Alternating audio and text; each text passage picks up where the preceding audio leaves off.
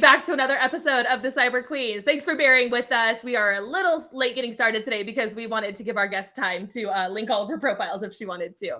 That being said, today is a super exciting day on the Cyber Queens. We are really excited. We have cybersecurity girl, Miss Caitlin Sarian herself here on the podcast with us. Caitlin, welcome to the Cyber Queens podcast. Thank you. I'm so excited. I feel like I'm now officially part of the Cyber Queens. Who knew? You're definitely part of the Cyber Queens. You're definitely part of Cyber Royalty. Now it's official. It's official. Everyone who's been on the podcast is Cyber Royalty. It's just how it is. We're like thrilled. I'm like, so I met Caitlin earlier this year at RSA for the first time. And then we ran into each other again at Black Hat. And Caitlin very, very boldly did not have a Black Hat plan. So we ended up doing a lot of things together just because I was like, are you going to go here to this? She was like, sure, I'll go with you. So it was exceptional. But Caitlin, go ahead and introduce yourself. Tell us who you are, what you do, what you have done, and about what you do in cyber. Yeah. Hello, everyone. My name is Caitlin. Most of the public know me as Cybersecurity Girl, which is very odd to me still. It's still a new thing, even though it's been around now for like a year and a half, 2 years. But I have been in cybersecurity now for 10 years. I started as a consultant at EY. Loved every bit of it. I traveled around. I ended up, specializing in data privacy and protection, which allowed me to move to London for a few years. Moved back, worked for a global law firm, and then moved to another consulting company, and then moved over to TikTok.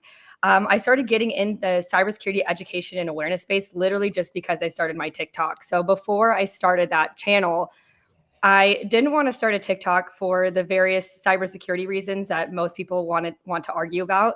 But I started it right after they had decided to move all of their servers over to the US, and they paired up with Oracle. So once that happened, I was like, okay, I feel safe about it.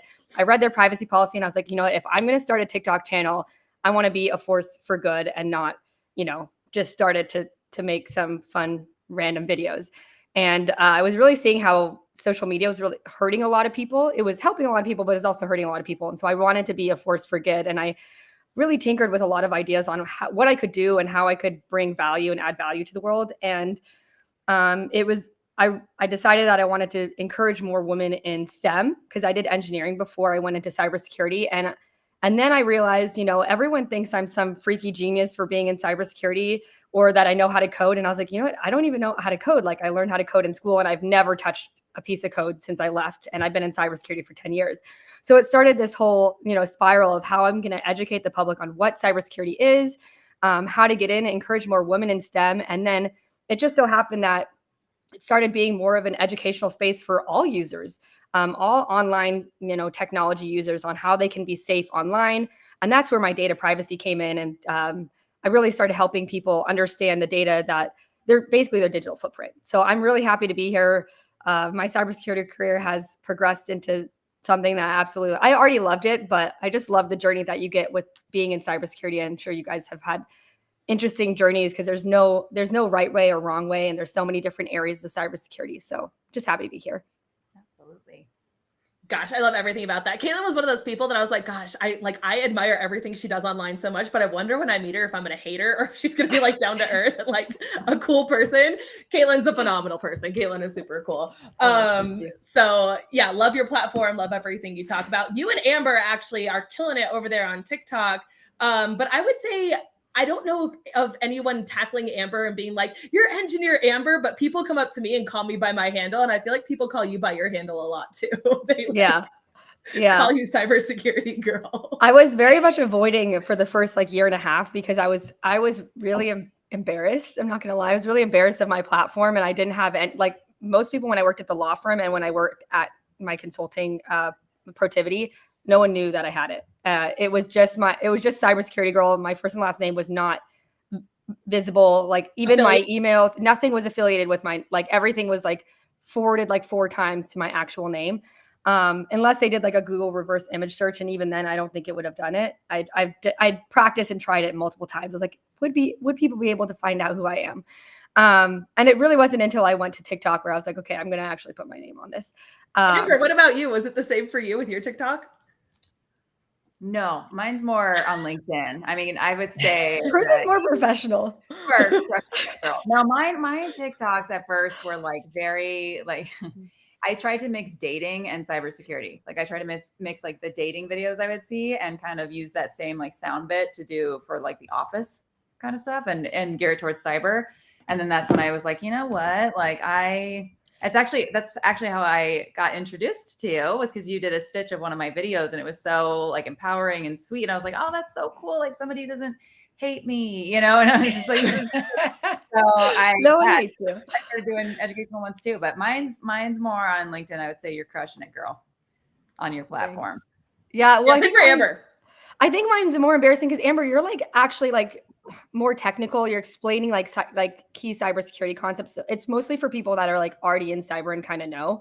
Mine is like most of my stuff is like basic entry level stuff, and so it was embarrassing for me because I've obviously been in this for 10 years. I obviously know like the higher, crazier things, but general people have no idea what we're talking about. And so I was really trying to hit like the more general audience. And I was like, oh my gosh, if like the partners see that I'm like talking about privacy in like this type of way, this is so embarrassing. That's why yours is like LinkedIn ready. Like you are so, some of my stuff. Okay. I was gonna say you're both doing it so well, and I think that demonstrates how there's a need for both types of content, right, in this space. Like one that speaks to practitioners and one that does speak to a more general audience who isn't going to be highly technical like us. And by the way, I just want to call out for the audience. Caitlin is over here with like 500,000 followers on TikTok, and she's over here saying like, I'm so embarrassed by my platform, and like she's got imposter syndrome too. So I guess it never goes away, no matter how famous you get. It never goes away. I have a question for you. So did your employers have a problem with it at the time? Because we're going to get into your background now, but like, because you're self-employed now, which is awesome. But did they ever come to you and say you have to remove it or try to like sponsor you or anything? Downplay it? No, actually, they really didn't know until I moved to TikTok. And the only reason why I got my TikTok job was from my TikTok. So like they clearly knew that I had one. But the other two really had no idea. And then I will say one of the partners didn't understand at my consulting job about like how TikTok worked. And we don't have to talk about it. It was getting a little weird. He was like, yeah, how much time do you spend on TikTok? I'm like, I'm doing my work here and I don't have a family. Like this is my life outside of work. Yeah. So allow me that space because it's not interfering. Like, but a lot of people just don't get social media. Like it literally took, I recorded a video of like getting ready for this with like a trending sound that was like a 6-second video. And that took me like 20 minutes to do. And I'm like, okay, you probably think these videos, because for the normal person, it takes a long time. But anyways, they didn't have issues until I left. And then, That makes sense. That makes sense. Okay. Just because you said you majored in engineering in college. Mm-hmm. Okay, so we always love to hear people tell their like got into cyber stories. So you originally worked at EY as a cybersecurity consultant. So what attracted you to cyber, and what was your first role in cyber, and how did you get it? Yeah, so I literally did mechanical engineering, like not even computer science, y'all. Like MATLAB, we only learned MATLAB in school because I didn't do computer science, and that was MATLAB and physics were like my worst classes ever. Like I barely passed both of them. And MATLAB's like probably the easiest language. I don't consider it language. Anyways, so didn't know what I wanted to do. I did mechanical engineering because I was like, okay, that's like the foundation of every engineering. It's just like basic. And I started doing tech consulting interviews. And when I interviewed at EY, one of the ladies that interviewed me, who's now still my mentor, Danielle, she was like, hey, we're starting a cybersecurity practice. Like, would you be interested in like coming in as a tech consultant, but we'd like kind of pair you and tie you to all the cybersecurity, projects. And I was like, sure, but I've literally I don't even know what that is. Like, I remember going home and telling my parents, and my dad was like, I think that sounds like that's like an up and coming area. You should try it. And I was like, I literally have no idea what it is, but like, I'm going to go for it. And that's how I got in. And like, everything I learned was on the job. Like, and again, to this day, I've never coded. And that's why I'm like so passionate, because there's genius people that obviously cybersecurity, I feel like, is like our own little bubble, and we want to like protect it and be like, only like these types of people are in it. But because of that, I feel like it's like similar to like a boys club. It's like a cybersecurity club, and we're not allowing people that maybe don't have like the coding skills to get in, or like we're not being as welcome as we should be. And there's so many roles that are open right now, and we just cybersecurity is not going to die anytime soon.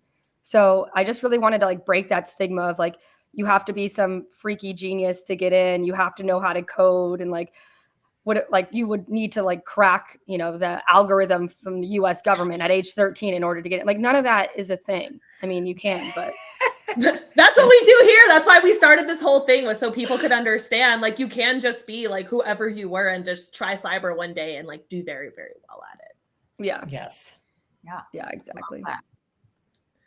Okay. So I love that you basically leaned on a network connection that you had to get your first cyber role, but then that you really grew into it and you really took to the material, and you were like, I see how this could be done better. This could be done better. By the way, no one here's a gatekeeper. We are all barrier breakers here on the Cyber Queens. So just love that for the audience. So tell us how your creating TikToks led to you getting a job as a global cyber leader at TikTok. Yeah. So I was creating like educational, funny content about, key cybersecurity issues like phishing, social engineering, all of that stuff, which I know we're talking about a little bit later. But the head of, she was originally the head of governance, risk, and compliance at TikTok. And she reached out to me to kind of either meet them at RSA last year, come speak, or she just reached out to me, and I was like, oh, like I'm not going to be at RSA this year, but like would love to stay in touch. And I actually got reached out to by TikTok privacy, the privacy team, because again, I specialize in data privacy, and I worked at like a global law firm for a while, and have a lot of experience in it. I love it. So I actually interviewed with their privacy team, got the job with their global privacy team, and then I remembered that she had reached out to me, and I reached out to her being like, hey, by the way, like I just interviewed with privacy. I'm pretty sure I got the job. And she was like, whoa. Like I didn't know you were looking for a job. Like we really need you to like help with education and awareness here at TikTok. And so I ended up having, I think it was like 9 or 10 interviews, a lot of interviews. And it was like my choice of like, do I want to stay in privacy, or do I want to go into this like new space of like education and awareness? And I really love what I do at when I'm doing my TikToks, and that's education and awareness to the general public. And so I kind of got to like make up this role. It wasn't a role that existed before, which was really, really cool. But I think it's a role, and we can go through this soon, but I think it's a role that's needed for honestly every large company. So not only was I responsible for, making sure people are understanding the importance of cybersecurity, data privacy, et cetera, within the company, but also my role was to be able to educate the public, educate our consumers and our users on TikTok on how they can stay safe, how they can utilize all of the security tips, the two-factor authentication, how you can turn on VPN, all that stuff through TikTok. So it was a really, really cool role where I got to make fun TikToks that was like posted on the TikTok's tip page, and then also make fun videos internally for our own users. And so it was a really, really cool job to have, and it was really needed. And I think every company that's at least a large company needs to start focusing on educating their users and not just their employers. But that's neither here nor there. Go ahead. Go ahead, Erica. No, I believe it's cybersecurity awareness training, but why does it not land? Why does it suck so bad? Why is it so hard? bad? And there's so many companies out there. I'm gonna say that it's so bad and boring and just terrible. Because I worked for a company called Cofense, and they did managed phishing detection and response, and they were originally called Fish Me. And when you do your simulations and you send them out to your employees, like you have to try to catch them in a fish, but what else are you doing to really educate? And you said you made videos, but what did that look like day to day? You don't have to go through every day what you did, but can you give us like the 30,000 foot view over that? Because how can other employers make it fun and make it better? Because I know that this is needed as well. I used to I sell this and I talk about this all the time in sales, but talk about that. How give us some tips on how they can make it better. We need to make it stick. Yeah. So I think there's a few factors as to why it gets a little weird. And I noticed this when I worked at TikTok. Legal comes in and kind of changes like scripts around. So like when I made like really great fun scripts, they're like, this also needs to include like these specific sayings. And I'm like, no, it doesn't. Like I've read that law. It's not needed. But like if you need me to put it in, and then so a lot of like weird like legal jargon comes in, or like it gets reviewed, like especially in the corporate environment, it gets reviewed a lot by multiple people, like marketing, PR, because especially at TikTok, anything internally, we're expecting it to go external. Like someone's going to say something. So like we have to talk to PR, we have to talk to legal, and it ends up like adding a bunch of extra stuff in that like is not necessary. Like a lot of the videos I make are like 30-second videos, and they're funny and they like relatable. And that's like what it is. It's like, you're not going to try to like bog them down in legal jargon or like try to explain some technical terms as to why this is important. Like they don't care. They're not in cybersecurity. They just don't understand. And it's not like a personal attack against cybersecurity people. You need to make it relatable to them and for them to understand that it's important, but like in a fun way. Like you're not like shoving stuff down their throats to have them like remember stuff. Like they don't want to know. Like why would non-cyber people want to know about cybersecurity? How'd you break those barriers? Because you seem to be pretty successful at it, and you've grown, right? So how did you break through that? Successful. I think it's because I was never in cybersecurity up until I like got in consulting, and so like I feel like I was one of those people. Like I didn't care or know anything about cybersecurity. Like why would I? So what would I want to watch? Like what would you guys want to watch? Like I'm sure. Okay, this is the best way to think about it. After work, what do you want to watch? I'm guaranteeing you it's probably, I mean, Meryl, I feel like you're a sneaky, like adorable little cybersecurity angel. So you probably want to watch cybersecurity stuff. But like me personally, I don't want to watch cybersecurity stuff. And that's like the majority of the public. Like what makes them excited about life?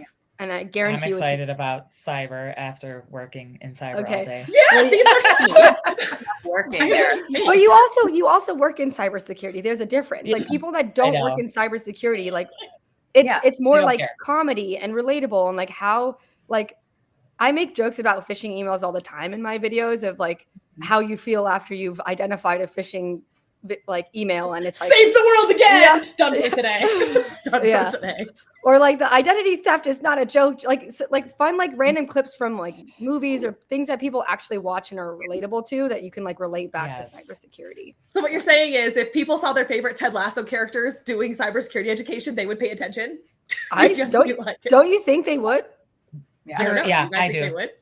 Yeah, I would. I do. I do. Because it's pairing what they already want to see with a little bit of education. It's not like too much. It's not overwhelming. It's just like you're getting little snippets of like reminders. And then I think there's like a bunch of studies that show that I think someone has to see something 7 times in order for them to even like grasp it or remember it. So like, even if it's like a 15, 30-second video of like something that they like to see, and it's the same, even if it's the same sentence over and over again, like I didn't click on a phishing email because I saw these 3 things. At least they're remembering that every time randomly. And it's funny. I don't know. Yeah. So 1,000,000%. Could not agree. What about you, Amber? How do you break the barriers in yours? Yeah. How do you get people excited about VPNs and shit?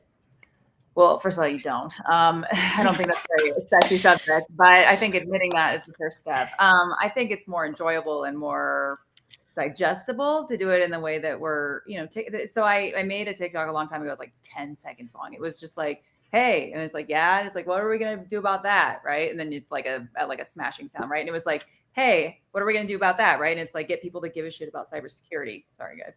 And it was like, oh, we're going to make TikToks about it. Right. Because it's like, that's what people are into. It's so quick. That's what people don't understand. And Caitlin, I'm sure you went through this a million times. I can't even imagine a TikTok. But like, even for my companies personally that I've worked at, it's like, okay, marketing wants to get involved. Actually, you and I both did that AWS one because I saw yours after I did mine too. And I was like, oh, cool. She did one too. Right. And it was just like, there was so much stuff where when I was making that, I was put into like this box of like what I had to say. And then like what I could say, what I couldn't say. And they're like, make sure you have this point in there and this point. It was terrible. I was just like, this is so scripted. Like, it's not even me doing it at this point. Just make a deep fake at this point. Pay me later. But I'm telling you, like, there were so many things. And even today, like the marketing teams were like, how come your stuff is working? I'm like, because it's short. Nobody wants to hear us talk for this long. If they can watch it on their own time and it's quick and it's digestible, that's all that matters. That's how you're going to get to the public. So I don't know. I'm telling you, these security videos, oh my God.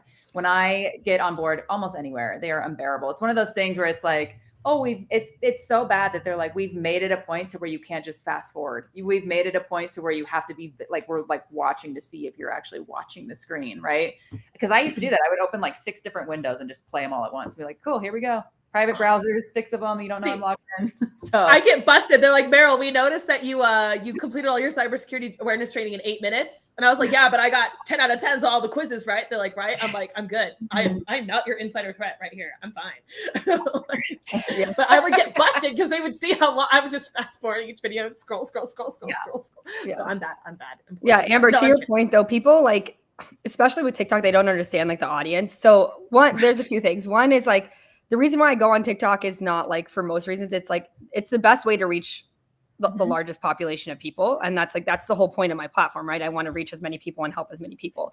But the second is like, it's not like a commercial, right? Like people aren't forced to like watch it to wait till their show starts. Like they're going to scroll. And so like, it's the same as like, I honestly feel like when I get sponsor or when I accept sponsor deals, which it's very rare for me to accept, but when I accept sponsored deals now, I make sure that I'm like, okay, no, it's in my own voice. Like you can tweak certain things, but if you do, it's not going to go well because you're not the expert here. You're paying me to write the script and I'm writing the script for these people. And it's the same with training. Like there's certain people that are writing training because they need to like hit certain like legal stuff or PR stuff.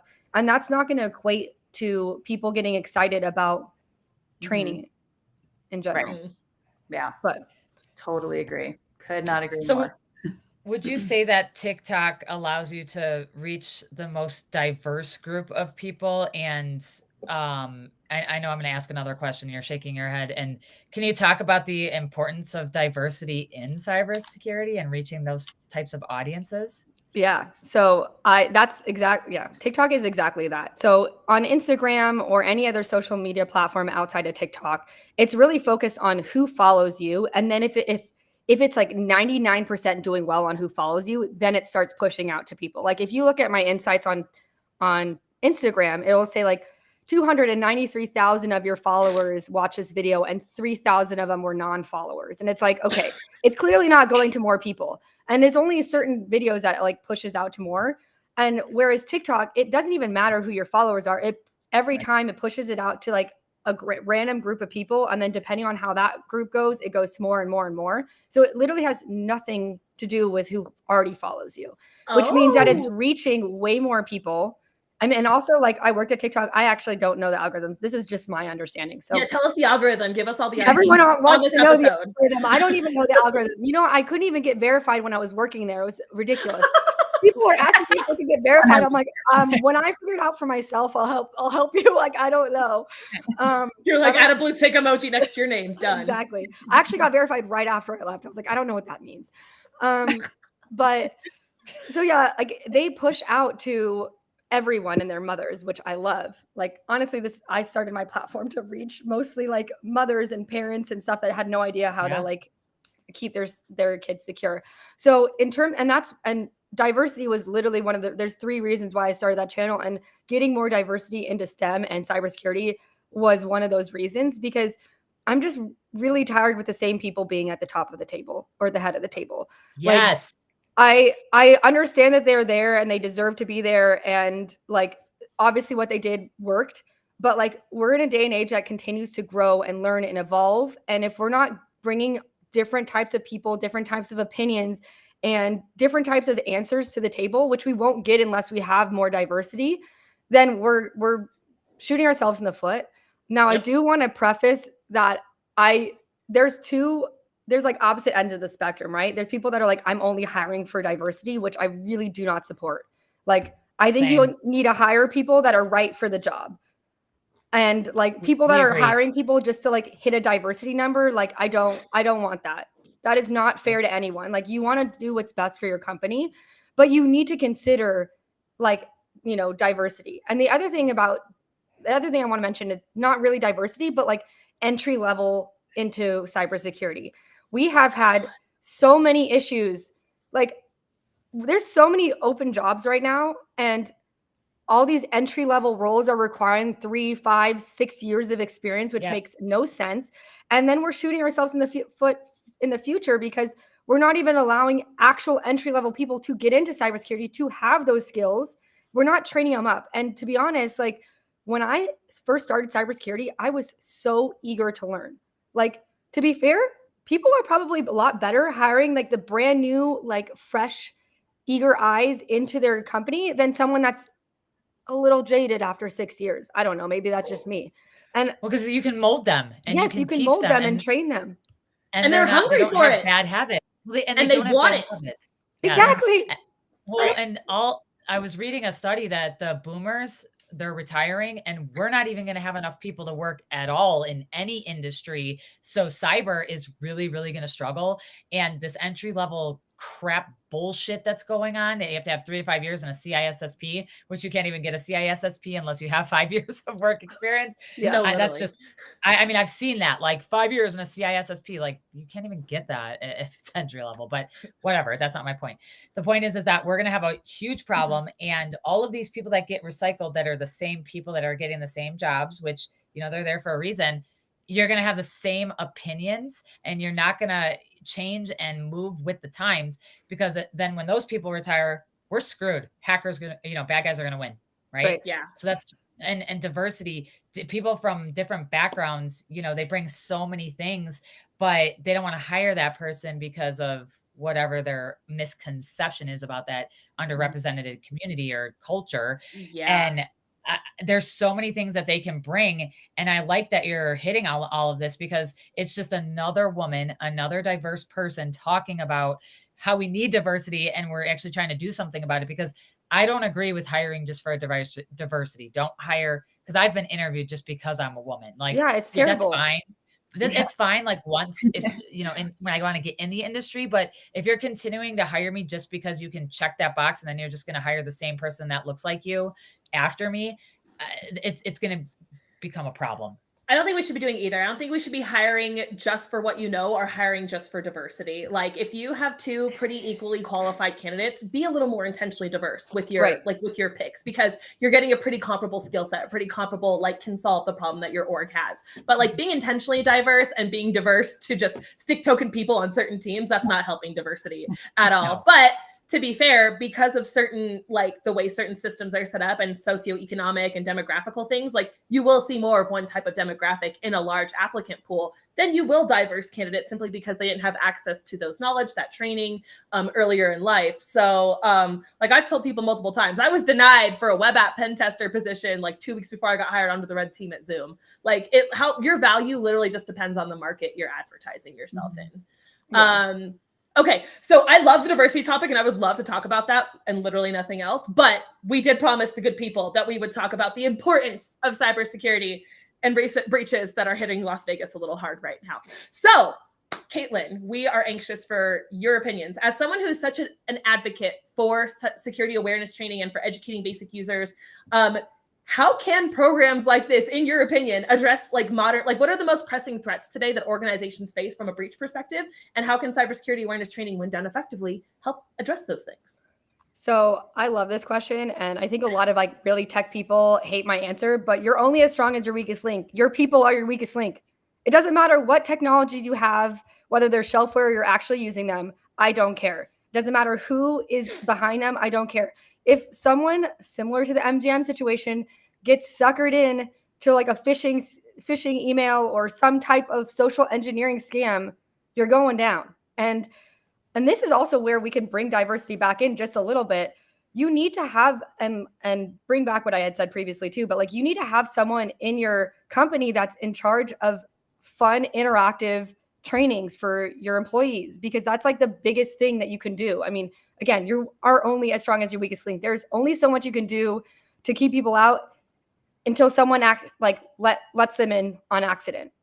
And so I just think there needs to be fun training. And I think a lot of times training gets outsourced. It's like an ugly stepchild, like, oh, it's training. Like let's check this box and we're training our employees. But like, you don't realize that this SaaS solution today. Yay. Yeah. Like, oh, our number one priority is like spending millions of dollars on this technology solution that will mean nothing if we accidentally let them in from a social engineering attempt or attack. And so I think more budget needs to be put onto training awareness. And you can also bring diversity in here because you know what? Having a more diverse group of people allows you to better understand what people want.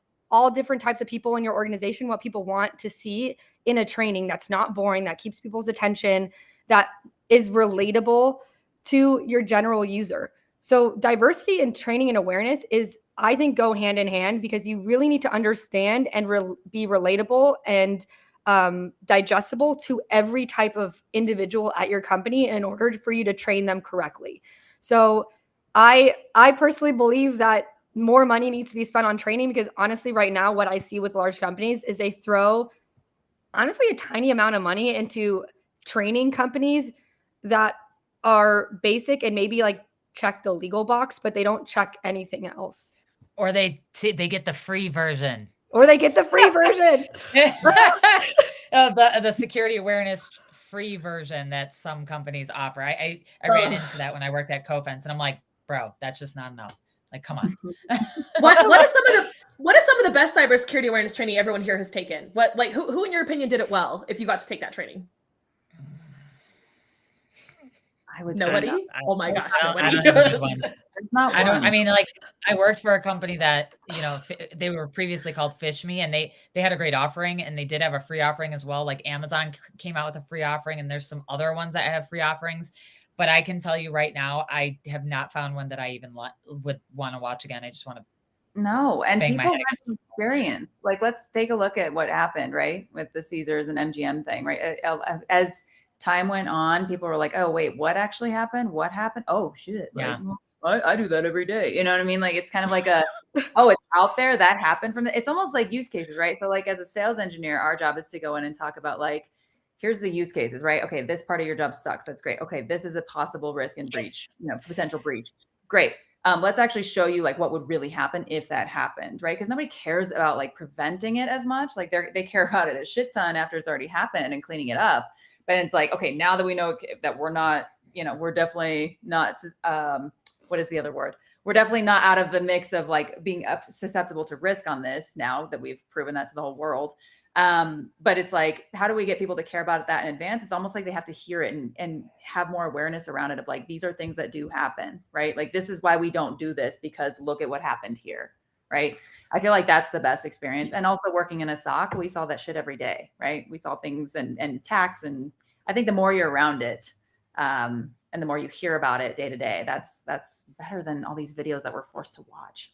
So given that we're a group of people who have both experienced the shittiness of cybersecurity awareness training and its ineffectiveness, and we are cyber advocates and that we love our cyber jobs and we advocate for better security, do you guys think that orgs should be forcing people to do it more often, more than once a year? Like what should we do? How do we address this? So I think there's like the standard legal stuff that like you're going to have to like check that box. And like and for those, I don't mind going to an outsourced third party for that. Like those are standard legal ones. They're really not that relatable to an extent. But I think for the ones that are specific to your company, like let's pull up HIPAA, for example, or think about HIPAA. And like it needs to be specific training for your staff who are involved with healthcare, all that stuff. And like the basic ones aren't really going to show you the importance or do anything. They're really boring and not relatable and not it's very like heavy legal jargon. And so I think there's a good mix of like maybe going outsourcing like the standard basic cybersecurity training, but like for your specific company, you should have a team that's that's way more fun and relatable to stuff that your company actually uses and does and like thinks about on a day-to-day basis. Like I don't know. I know that people are going up in the comments about like different third-party training and awareness vendors. And like, I think they're all great, but they're all good for like a specific purpose. And I honestly think the best thing is just if you think about how much those training vendors are too, what they're like hundreds of thousands of dollars a year, you could hire someone to do like specific things just for that. How about hiring you? The C-level, instead of this, like the C-level executives should all get together and they should be the actors in those security videos. Then people would watch it. They'd be like, "Oh my god, look at this!" And then the C-level executives would actually know what to do. Exactly. Right? How many C-levels are not passing their own cybersecurity training? Just curious. A lot, dude. A lot. So lot. many some of the- tabletops need to be done, honestly, for them. Yeah. I've been in so many tabletops where we all sit down and I'm like, okay, what do you do when something's going bad? We all call this guy. Okay, that guy's out on vacation. Now what do you do? And they're like, like no one knows. No one knows. My password is password still. So yeah, don't the CEOs and especially the doctors in the healthcare field, they were the biggest offenders. Actually, I've been in some operations where we were going to be dead in the water, and then we tried a very default like blank 123 or like welcome one password, and we got in with that. We're like, no, why? Now we have to write that down as a finding. That sucks. That makes us sad. Does it suck or does it? It's awesome. I love those. I love those findings because those are like the biggest home runs to me. I'm like, come on, you can't possibly say that you are advanced in cybersecurity with all this technology and then your password's this. What's the point of that? Yeah. Or you're hiding it right here. It's right there for everybody to find. Lift up the mouse. Or on your phone where somebody can hack your phone and get it out. Oh my God. Yeah. Please stop storing password as a contact in your phone and putting all your passwords there. That doesn't work either. People do that? But yes. Better. I think yes. though has to get better at this, right? Because this is like, these are the use cases that Eric and I would try to sell to, right? It's like, we would always sell security over productivity because it was one or the other. You couldn't have both, right? It was like, and I deal with this every single day, right? Like cybersecurity over here, right? But I was previously using a lot of the same passwords because it was just easier. You know what I mean? I'm like, oh my God, I don't want to do this like 65 times. Like teach kids tech, right? We have to MFA into like 6 different things just to go anywhere. And it's just like, we have it all, but I do think that there's something to be said about, making products that way less on the productivity side and allow users to just do things without even noticing security is there in the background. So I do think we have to get better at that for sure. Yeah, but I mean, every nice thing you try to come up with to make your user experience better, like SSO and federated users and stuff like that, I'm going to come right along and break those things. And we're all going to go back to the Stone Age where we do have to log in 6 times. I'm sorry, I'm the problem. You're welcome. I'm sorry. I'm the problem. I think cybersecurity is recognizing that everyone's the problem. Everyone is the problem. I think we've all seen the meme where it's like in this corner, you've got enterprise level XDR, next gen, blah, blah, blah. And then you're like in this corner, Steve from accounting, who does not care. And we'll bypass all of those jazzy enterprise level solutions with one click of a fish. I'm besties with Steve. Oh, good. Someone's got to be out there holding Steve's hand, man. Poor Steve. I want a ton of Steves to come at us in the comments and say, hi, I'm a Steve in cyber. And I feel personally attacked by this. I feel attacked.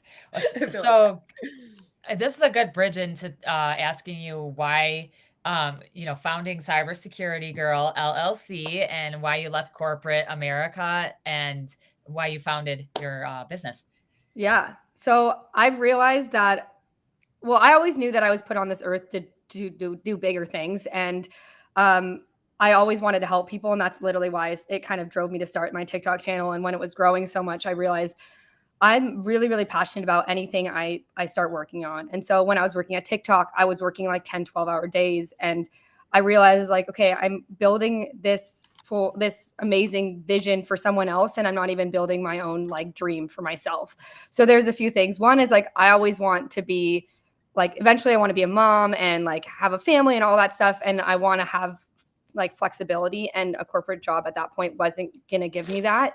It didn't even give me a life to date, to be completely honest. I literally was like, I'm like in my 30s and I've been hustling and grinding. And I'm like, this is not where I want to be. So that was one of the reasons, but that was a smaller reason. The main reason was because I realized how much of a need this was for everyone. Like, again, we are given technology at a young age, like literally kids are swiping their phone before they even have their first word. And like it's similar to taxes. No one ever teaches you how to use it, what to do, why it's important to do certain things. Like we've never gotten any technology education, internet education, online security education ever. And I realized that was like a huge gap as I continued on my like TikTok influencer. Now it's not just TikTok, but every other social media platforms in that journey. And I really wanted to start building that out. And I'm trying to, build a nonprofit out and like write books and all this stuff. And I couldn't do all that being in a corporate job because like I said, once I'm really committed to something, I'm committed. So I was really, really committed to helping with TikTok. I loved what I did, but it was limiting me from building I think, a bigger and better dream, and it's something that would help a lot more people. So that is why I started Cybersecurity Girl LLC. A lot of people think it's a training. Like, they always ask me for corporate trainings, and I haven't broken into that space yet.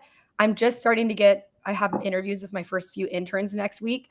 But there's a lot of stuff that I want to do to help educate the public on online security and education. And obviously, I also want to get more STEM in. There's two buckets, right? There's like the general public, and then there's the bucket of like who wants to get into cybersecurity and how I can help them. And so I want to kind of cater to both of those. One is like writing books and continuing with my social media on how to stay safe online. And then the other is coming up with a cybersecurity like intro course. I already taught an intro course about a year ago, but I really wanted to come up with my own because I realized a lot of these intro courses to help people get into cybersecurity are really technically geared. They're not about GRC. They're not about awareness and training. They're not about like the soft, non-technical roles. They're also so high level. They're like 30,000 foot views of like security concepts, like the CIA triad and stuff. And it's like, you haven't even told these people how that applies to like what we do. You're just like explaining these concepts and they have no anchor points to like apply that. Yeah. And so it's like, and that's going to take me a while because again, like you said, like there's so many, to be fair. And I tell this to my followers all the time. There's a lot of like clickbaity, get into cybersecurity, spend $5,000 to $10,000 and you'll get certified. Like none of those help. So I want to build a cybersecurity intro course that actually like caters to what these people need and then helps them get into that job. What I've also noticed, not to cut you off, but what I also noticed is they clickbait you and it's like sign up for my coaching for, hundreds of dollars a month. And it's like, okay, well, do you guarantee me to get a job? No, we don't ever guarantee that. Well, then why am I paying you?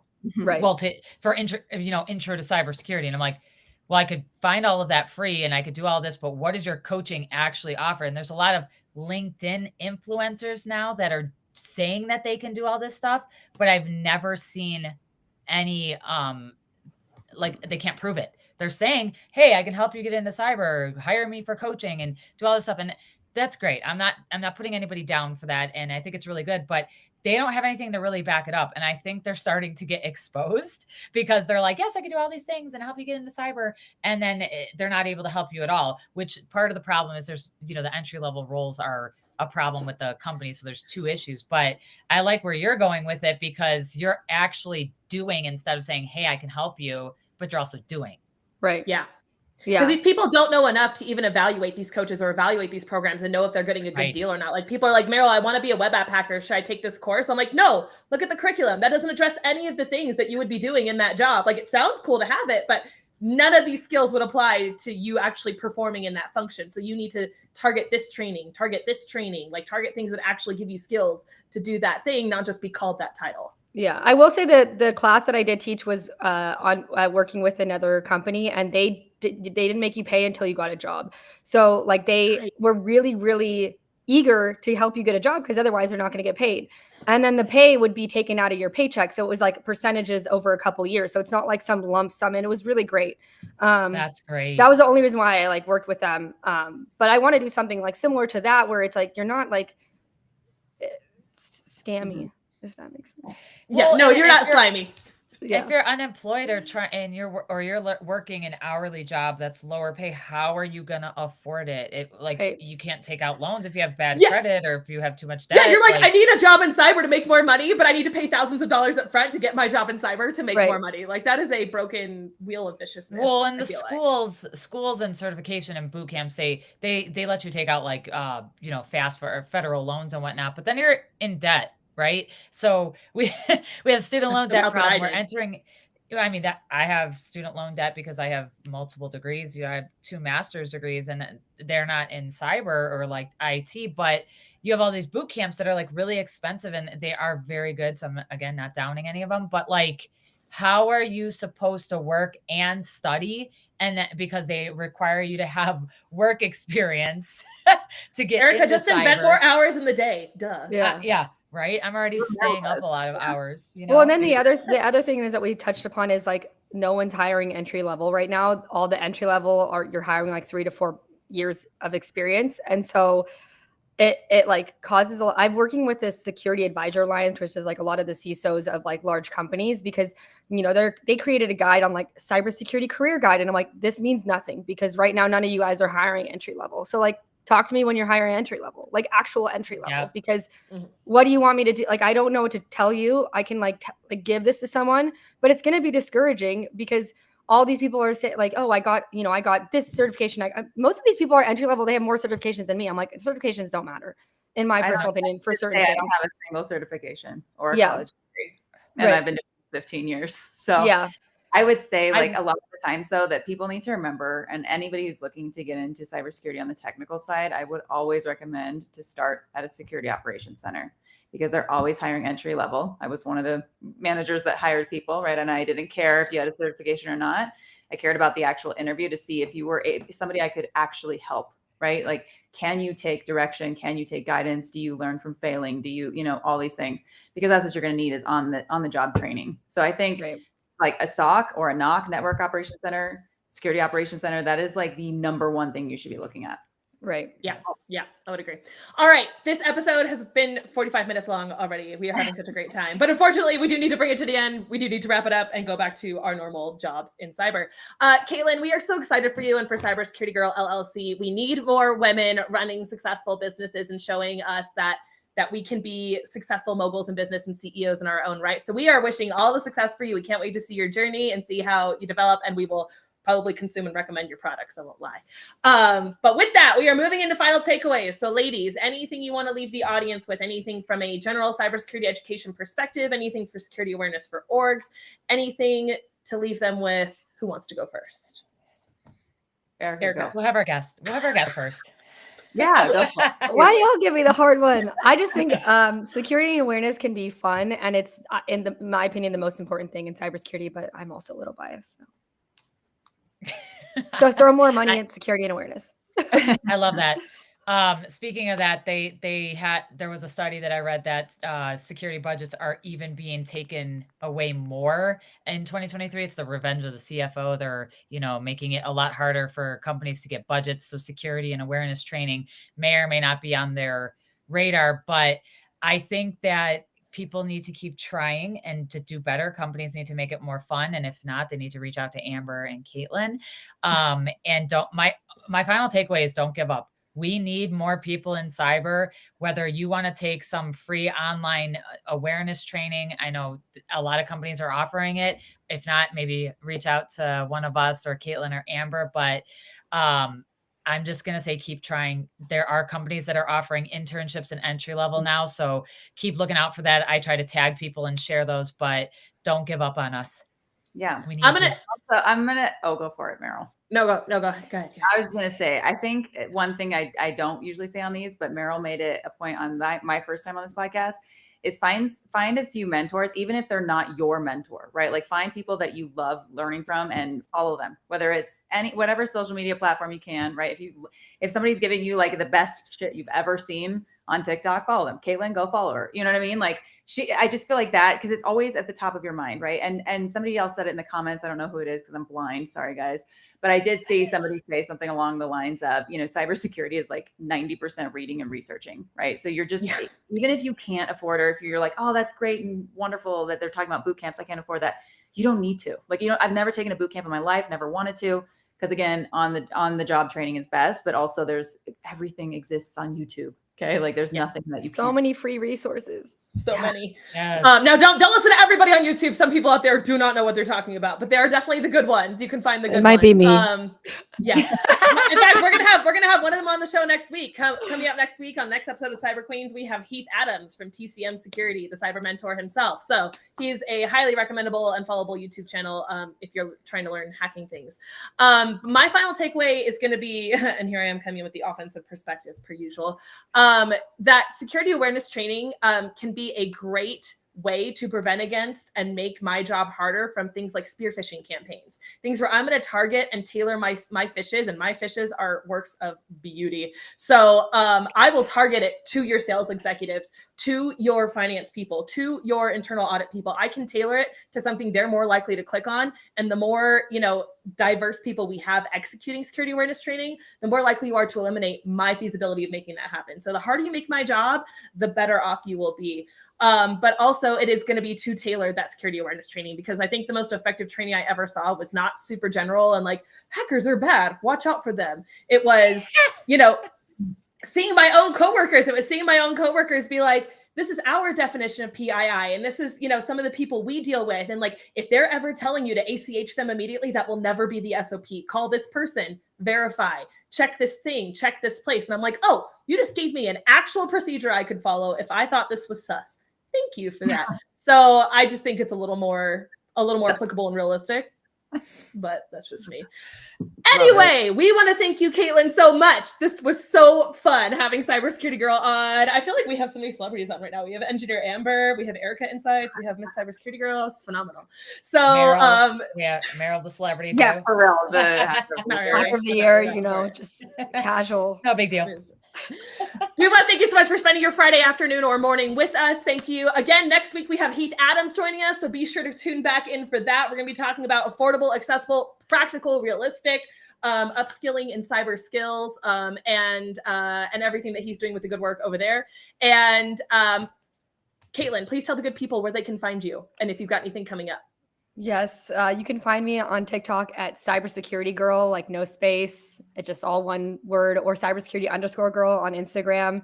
And LinkedIn, I'm Caitlin Sarian, so I'll respond to you on LinkedIn if you're on LinkedIn. And we'll link all of her profiles in the notes after this, as well as any links to anything that we mentioned and any research that supports anything that we said. I hope it's out there. This has been another episode of Cyber Queens. Thank you so much for joining us. We hope you have a great weekend. We'll see you next week.